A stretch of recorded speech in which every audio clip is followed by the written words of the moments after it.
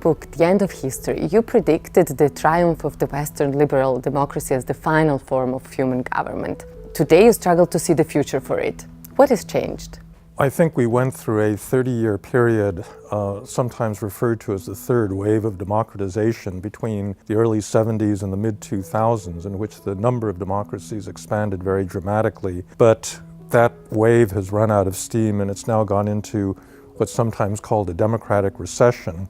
You now have some big authoritarian powers like China and Russia, but you also have a rise of populist nationalism in established democracies, beginning with the United States, the election of Donald Trump, the Brexit vote in Britain, and then the appearance of parties like the AfD in Germany that are challenging the establishment parties on a nationalist basis.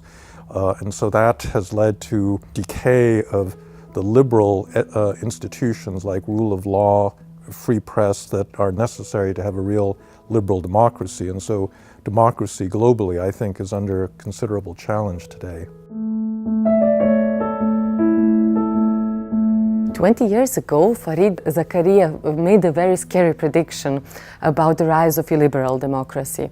What seemed to be true for Peru or Sierra Leone is happening now in the heart of Europe. Can democracies exist without being liberal? Liberalism and democracy are complementary institutions, but they're not necessarily ones that go together. So yes, you can have democracy, meaning you can have elections and popular choice, but without the kinds of protections offered by constitutional government, separation of powers, checks and balances. And what it means, I think, is you're going to have a form of authoritarian democracy in which executives, prime ministers, presidents will be able to issue orders without really being checked by any other institution.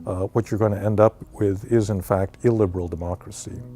Is the international liberal order still the optimal system for the 21st century world? And if so, how can we restore it? I think that a liberal order is good in many ways. It's certainly good for prosperity because free trade, movement of people really maximizes the incomes of all of the countries involved in that system. The problem is that it's been accompanied by a great deal of cultural change, particularly large levels of migration. It's an adjustment problem.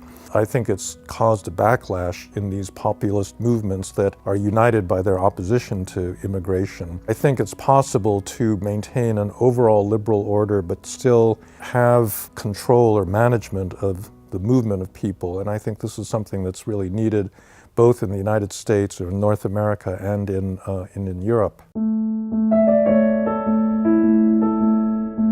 In your new book, you write that the desire of identity groups for recognition poses a threat to democracy. Why is identity politics such a hot topic today? There's really high levels of migration. There are a lot of people that have moved across international borders, and that kind of cultural change has set off a backlash among many people that find this upsetting. They think that their national identity has been stolen from them by the combination of foreigners and elites that are abetting this system.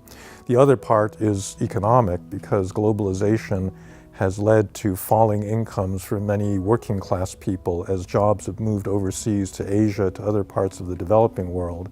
And I think this combination of downward economic mobility and rapid cultural change is what's made people insecure about their identities, and therefore it's pushed the issue of identity to the forefront. I think, however, if you don't have an integrating democratic community of trust where people share the same values around democratic ideals that's open to citizens and yet unites them in the ability to deliberate and discuss and make collective decisions, you're not going to have a democracy. Aren't there crucial differences between these groups? Do you really claim that, for example, the Black Lives Matter movement and ISIS are the manifestation of the same problem? What I think is similar is not the moral claim, it's the psychology, that people feel that somehow their dignity has been abused by the surrounding society.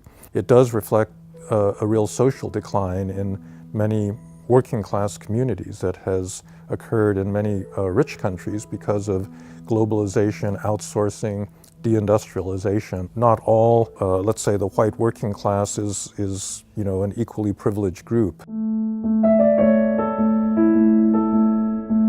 How can the EU overcome its existential crisis?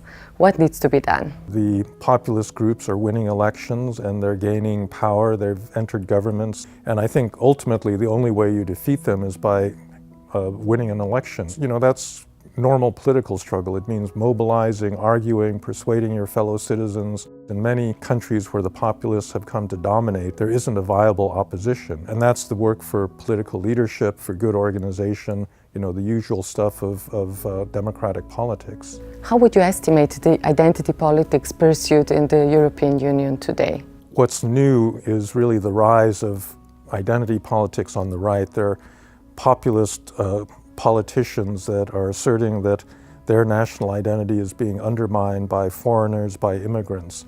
And it's that kind of assertion of a traditional ethnically based identity that I think is a threat to the European Union, because in fact the European Union is a diverse place and I think it needs a liberal order in order to accommodate that diversity.